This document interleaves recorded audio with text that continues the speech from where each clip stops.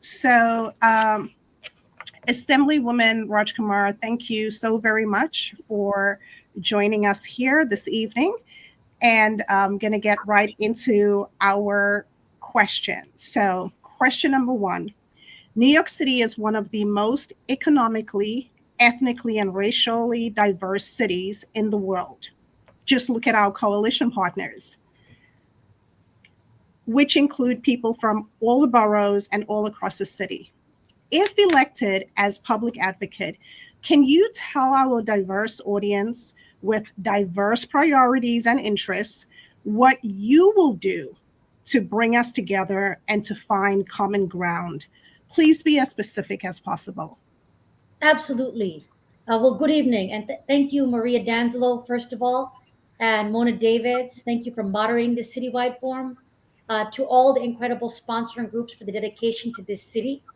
I'm State Assemblywoman Jenifer Rajkumar, running to be public advocate for New York City. And this 2025, it is time to make a change.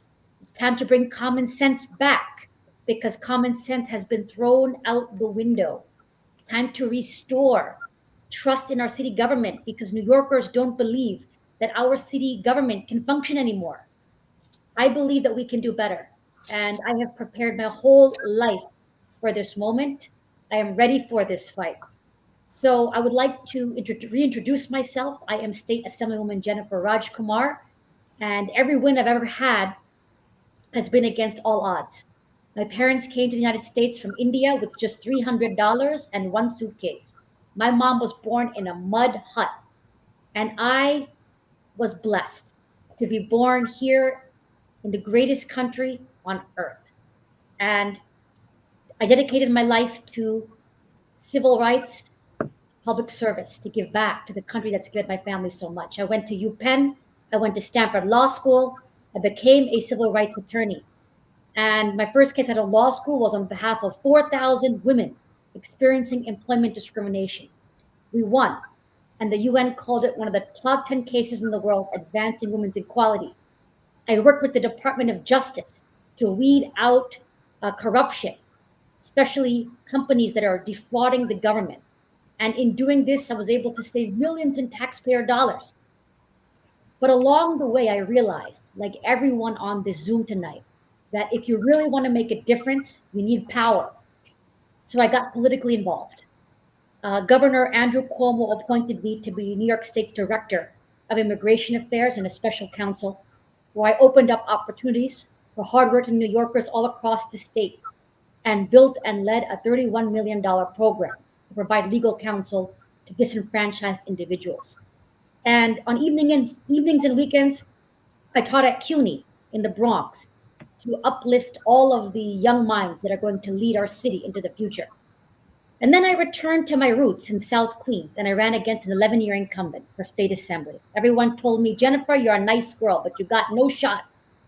But we won, and we won by the largest margin of any challenger in this state. And I made history as the first South Asian woman ever elected to a New York State office. So I'd like to tell you that in my 5 years in the state legislature, I've been able to drive forward impossible wins for your quality of life.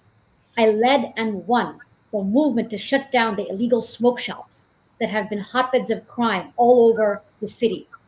I authored and passed the Smoke Out Act. I said we're going to smoke them out and shut them down. And you see now the illegal smoke shops closing. And currently, I am leading the charge to regulate the reckless e-bikes on our streets. I'm sure that almost all of you have almost been hit by a reckless e-bike. It's become an epidemic. And I'm pushing forward Priscilla's Law to ensure all e-vehicles are registered with license plate, subject to insurance and inspection. I want to thank my good friends at the E-Vehicle Safety Alliance, co-sponsors of this forum tonight. I see Janet Schroeder on this call and Andrew Fine. I want to thank them for all of their fine work. Finally, I'd like to say, Mona, that the current public advocate, Jumani Williams, is well documented to run a remote office, even years after COVID.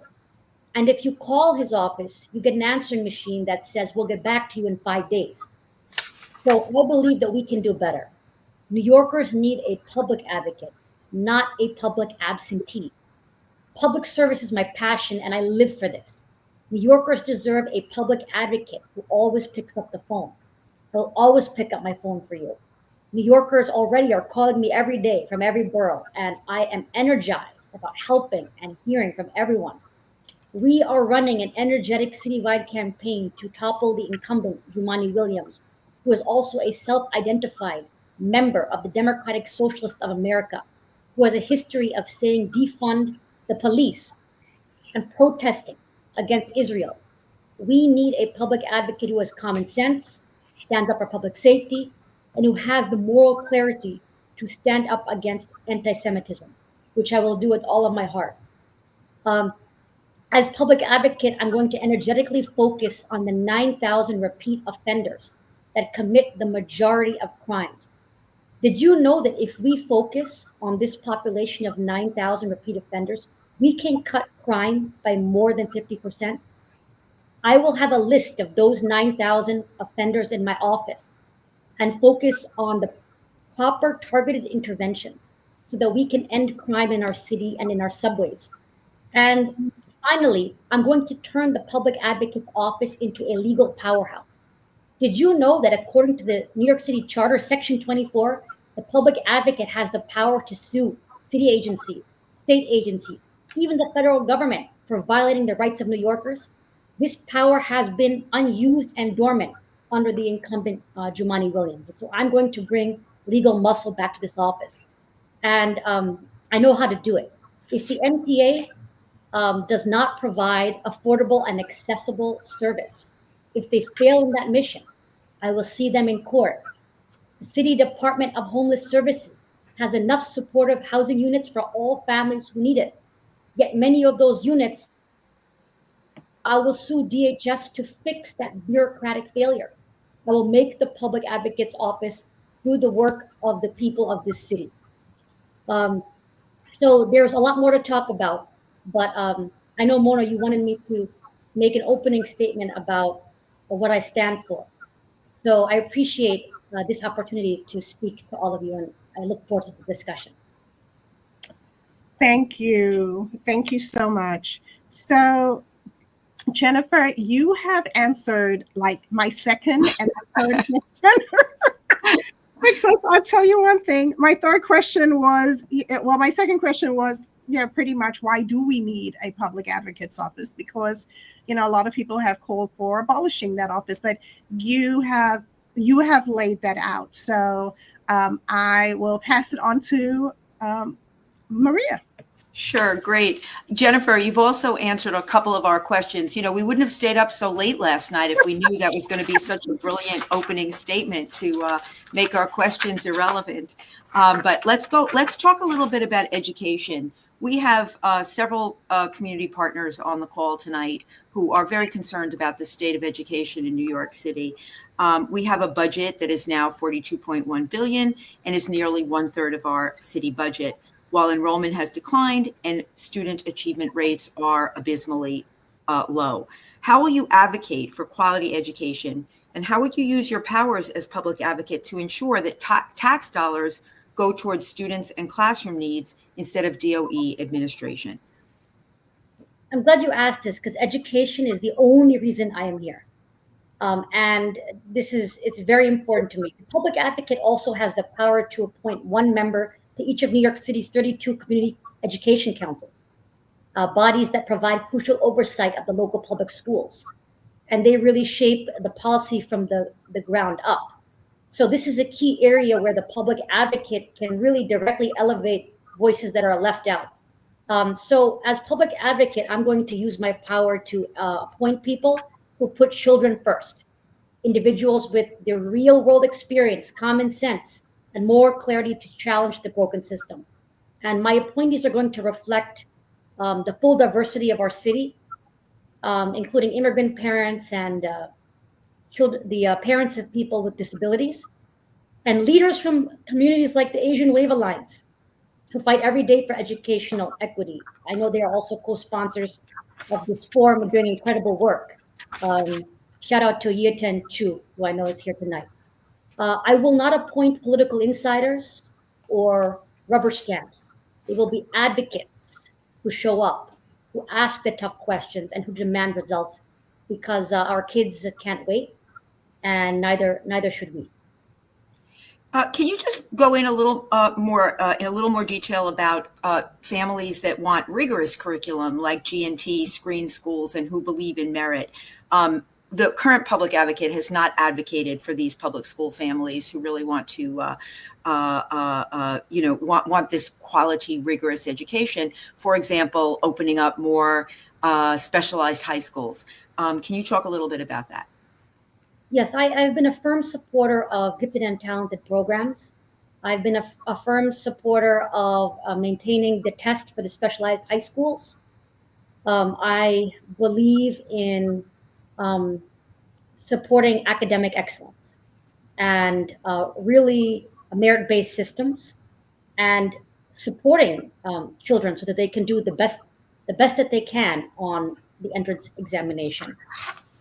So those are some of my beliefs. That's where I come from. I'm going to make sure that the New York City Reads program that was recently implemented to change reading in our schools, that it's actually achieving its results, because currently 72% of Black and Latino kids cannot read in this city.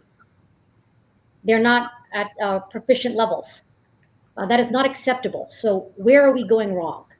I'm going to watch the school system with eagle eyes and make sure that any bureaucratic failures get fixed. Great. Okay, I'm going to turn it back to Mona for the next question. Okay. So I'm moving on from education. I'd like to talk about the powers of the public advocate. So the public advocate has the authority to sue the city. Do you believe this power should be expanded? And if so, how? Yes, I do believe so. Section 24 of the city charter gives the public advocate the ability to sue. They can sue city agencies. They can also sue state agencies and even the federal government. And I think that's a very powerful tool. The incumbent doesn't use any of those tools. But there have been past public advocates that have been very active, including the first public advocate, Mark Green. As a civil rights lawyer, I know how to implement high impact litigation cases. And in my first 100 days as public advocate, I'm going to implement a series of cases against city agencies to immediately fix bureaucratic failures. But also the federal government. If the federal government implements Medicaid rollbacks, Medicaid cuts, I will sue, because I believe that will detrimentally affect hundreds of thousands of New Yorkers. So you can count on me to be a legal watchdog for every level of government. Okay. Another question still on the same topic is just voters have lost faith and trust in government as a result of endless corruption scandals, social service providers who are receiving large contracts. We've seen that a lot with nonprofit providers, but are not held accountable for results and other visible failures. What specific measures would you want to see implemented to increase transparency and accountability and hopefully trust in government? We need full sunlight, full transparency on government operations. Our elected leaders should put the people first, not profit, not campaign contributions. Nobody should be lining their pockets. That's not what a public servant should be in this for. I am here because I am excited to fix this city. I am excited to lift up people in all corners of this city, to make our government work, to make our agencies work, to fix the bureaucratic failures. So that's why we need a public advocate who's going to be a watchdog over the city agencies, to investigate contracts, to investigate how they're awarded, and to make sure there's full transparency at every step. You can count on me to take that seriously. Okay. And my last question before I pass it back to Maria is drug addiction and the fentanyl crisis is a huge problem in New York City. Many advocates believe the injection sites should be used in order to prevent accidental overdose deaths. However, critics of these sites argue that they enable drug use and do more to hurt and disrupt neighborhoods and communities than help them. Do you support legalized injection sites? If so, why or why not? Legalized injection sites has never been a priority of mine. However, it is a priority of mine to make sure that people receive a lot more support so they can overcome addiction. It has been a priority of mine to make sure that children of our city are not endangered by bad actors who want to get them addicted to nicotine, to drugs. I actually was one of only 12 Democrats in the state assembly who voted against the marijuana law because I believe there was not enough enforcement protections, that there were not enough safeguards to make sure that this legalization would not harm our children.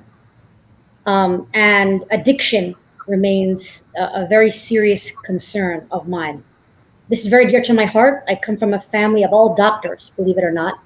I'm the black sheep of the family for not being a doctor. But as a elected leader, I can be a doctor for the whole city. That's what I tell my mom. My mom is a doctor in drug addiction medicine. So I have grown up with stories of people whose lives were ruined through addiction. So this is something that I am going to prioritize. It's making sure people have the support services they need to overcome addiction. But actually legalizing these sites is not a priority of mine. I will look into it and see how efficient this idea is, and really look into if it's working for us. Okay. Maria? Yeah, I think we have time for one more question, which can lead into your closing statement. And it's really following up on Mona's question on public safety overall, which is kind of a very top issue for so many people in New York City. Many people still feel that 5 years after COVID, the city has not recovered and is still somewhat of a mess.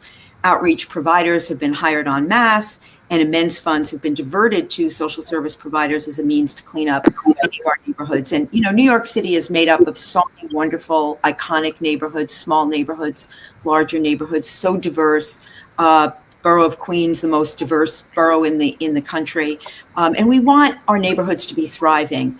But the initiatives that the city has put through aren't really working. Street homelessness, drug arrests, open air drug use, and recidivism are all at very high rates. And according to a very recent survey, only 37% of New Yorkers feel safe. So just closing it up, as public advocate, you can introduce bills to city council that help solve these problems. What would be your first or top priority in going forward to address public safety? I think you're exactly right. The city is not back on track after COVID. And one problem we have is that there are a lot of positions that have not been filled, a lot of vacancies in our city government agencies. So I'm proposing a bill that will mandate benchmarks for hiring, that agencies have to hire a certain number of people by a certain date. We need to speed it up so that there's enough people in government to make government work. That's number one. You mentioned recidivism. I think this is a huge problem, and a lot of it is because of a lack of common sense public safety policies from Albany. So I'm going to focus on the repeat offenders, the 9,000 people that commit most of the crimes.